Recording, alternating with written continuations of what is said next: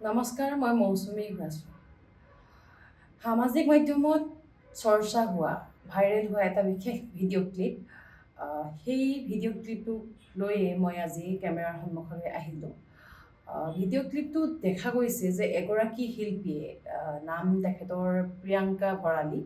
প্ৰিয়ংকা ভৰালীয়ে এজন যুৱ অনুৰাগী, তেখেতৰে অনুৰাগীক তেখেতে তেওঁ গীত পৰিৱেশন কৰাৰ সময়ত তেখেতৰ সৈতে চেলফি উঠিবলৈ মঞ্চলৈ আহিছিল।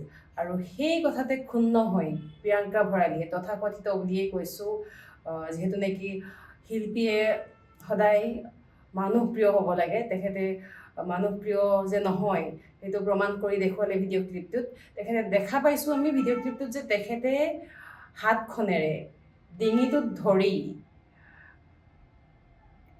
এটা খঙৰ চাৰণি, ক্ষোভৰ চাৱনি দি ল'ৰাটোৱে কিন্তু ধৰিবই নোৱাৰিছিলে আচলতে কি হৈছে। ফটো প'ষ্ট দিবৰ কাৰণে বাইদেউ মোক তেনেকৈ ধৰিছে নে মোক ঠেলা মাৰি দিব। কিন্তু তেখেতে খুব খঙেৰে ডিঙিত ধৰি গতিয়াই দিছে। কাৰণটো হ'ল তেওঁৰ সৈতে চেলফি উঠিবলৈ গৈছিলে, সিমানেই কথা। তেওঁ সামাজিক মাধ্যমত পাছত স্পষ্টীকৰণ দিছে যে তেখেতে, এই ল'ৰাজনে, যিজন অনুৰাগী, তেখেতে প্ৰিয়ংকা ভৰালীক অশালীন ব্যৱহাৰ কৰিছে। এইটো কেতিয়াও হ'বই নোৱাৰে। লাইভ এটা ষ্টেজ প্ৰগ্ৰামত ইমান হাজাৰ হাজাৰ দৰ্শক আছে, সেই দৰ্শকে দেখিলেহেঁতেন যদিহে তেখেতক অশালীন ব্যৱহাৰ কৰিছে। কোনেও দেখা নাই, তেখেতে কৈছে যে অশালীন ব্যৱহাৰ কৰিছে। এইটো কেতিয়াও হ'বই নোৱাৰে। আৰু যদিহে অশালীন ব্যৱহাৰ কৰিছে তেতিয়াহ'লে তেখেতে কমিটিৰ মানুহক ক'ব লাগিছিল, বেলেগ ব্যৱস্থা ল'ব লাগিছিল। কিন্তু তেখেতে তাকে নকৰি নিজেই মই বৰ ভাৱ দেখুৱাই ডিঙিত ধৰি আগলৈ ঠেলা মাৰি দিছে। আৰু তাৰ পাছতে কমিটিৰ কিছু লোকে, কমিটিৰ বিষয়ববীয়াই ল'ৰাটোক ঠেলিয়াই, খুচিয়াই মৰি আহিছে। তাৰ পাছত তেওঁ বৰ কথাহে কৈছে, মাইকটি লৈ কিছু কথা কৈছে আৰু যে এখন মঞ্চ হয়, আমুক তামুক। কিন্তু তাত যে ল'ৰাটোক ইমানকৈ মাৰিছে, ল'ৰাটোক কিন্তু দুখ নাছিল আমাৰ মতে। সেই ল'ৰাটোক তাই মাৰি থকা দেখিও তাই বুকুখন নকঁপিলে, তাই বুলিয়েই কৈছোঁ মই, বুকুখন নকঁপিলে যে ল'ৰাটোক নামাৰিব, বা ভুল হৈছে তাক নামাৰিব। কিন্তু ল'ৰাটোক খুব মাৰিছে। পাছতো আমি যি ভিডিঅ' দেখিছোঁ, ল'ৰাটোৱে যি এতিয়া স্পষ্টীকৰণ দিছে বা কথাটো কি হৈছিলে জনাইছে যে তেখেতক মাৰিছে। এইটো কিমান গ্ৰহণযোগ্য আচলতে? যদি এগৰাকী শিল্পী হয়, শিল্পী মানৱ দৰদী হ'ব লাগে। আমাৰ জুবিন গাৰ্গ, প্ৰাণৰ শিল্পী জুবিন গাৰ্গ, তেখেতে মঞ্চত গীত পৰিৱেশন কৰাৰ সময়ত বহু লোকে দৌৰি দৌৰি আহি তেখেতৰ ভৰি চুৱে, কোনো ছোৱালীয়ে চুমা দিয়েগৈ মঞ্চতে, তেখেতৰ নিৰাপত্তাৰক্ষী থাকে বা কমিটিৰ মানুহে আঁতৰাই থাকে, যদি ইফালে নিব এটাক, পাছফালৰ পৰা এটা গৈ ভৰিত চুৱেগৈ। আচলতে তেখেতে কিন্তু কোনোদিন তেনেকুৱা কৰা নাছিলে। আৰু সাৱটি ধৰি বৰঞ্চ তাক ভালকৈ পিঠিতে ঢকিয়াই হওক বা কিবা এটা ভালকৈ বুজাইছিল, বা একো নহয়, হাঁহি হাঁহি চাই আছিল। কিন্তু এইগৰাকী শিল্পী প্ৰিয়ংকা ভৰালী, তেখেতে এনেকুৱা অশালীন ব্যৱহাৰ তেখেতৰহে আচলতে। ইমানখন মঞ্চত মানুহ বহি আছে, ইমান জোৰেৰে যিটো কথা কৈছে, সেই পৰিৱেশটো কেনেকুৱা হৈ পৰিব।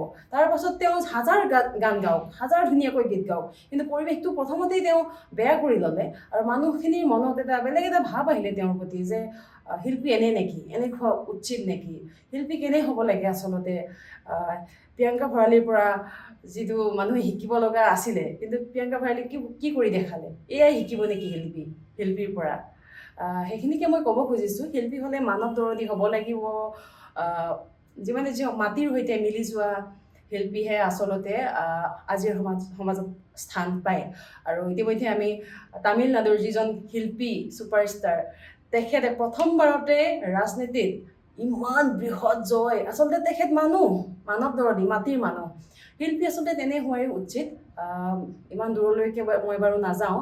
আমাৰ প্ৰাণৰ শিল্পী, অসমতে যিজন মানৱ দৰদী শিল্পী জুবিন গাৰ্গে দেখুৱাই থৈ গৈছে যে শিল্পী কেনে হোৱা উচিত। গতিকে আমি তেনে শিল্পীক কেনেধৰণে ল'ব লাগে, বা কিয় তেনে পৰিস্থিতিৰ সন্মুখীন হ'বলগীয়া হ'ল, বা কিয় তেনে কৰিলে, সেইটো এটা ভাবিবলগীয়া কথা।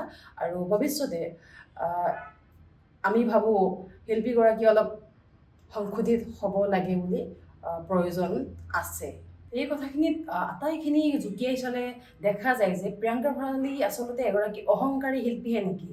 যে তেওঁ ইমান অহংকাৰ কিয়? আগতেও তেওঁৰ ক্ষেত্ৰত কিছু আমি বিতৰ্ক শুনিবলৈ পাইছিলোঁ। কিন্তু আজি সকলোৱে এই কথাটো ভালকৈ প্ৰত্যক্ষ কৰিলে যে সঁচাকৈয়ে প্ৰিয়ংকা ভৰালী অহংকাৰী নেকি, আৰু যদি প্ৰকৃত শিল্পী হয় এই অহংকাৰ ভাৱটো এৰিব লাগে বুলি আমি সকলোৱে ভাবোঁ। শিল্পী এগৰাকীক যিহেতু নেকি গীত পৰিৱেশন কৰিবলৈ মাতে আৰু সকলোৱে ভাল পাই বাবেহে মাতে, গতিকে সকলোৰে লগত মিলিজুলি যদি আমি সমিল মিলেৰে গীত পৰিৱেশন কৰি আহোঁ, পৰিৱেশটোও ভাল হৈ থাকিব আৰু তেওঁ সমাজৰ মাজত, ৰাইজৰ মাজত, দৰ্শকৰ মাজত সদায় উজ্জ্বল হৈ থাকিব।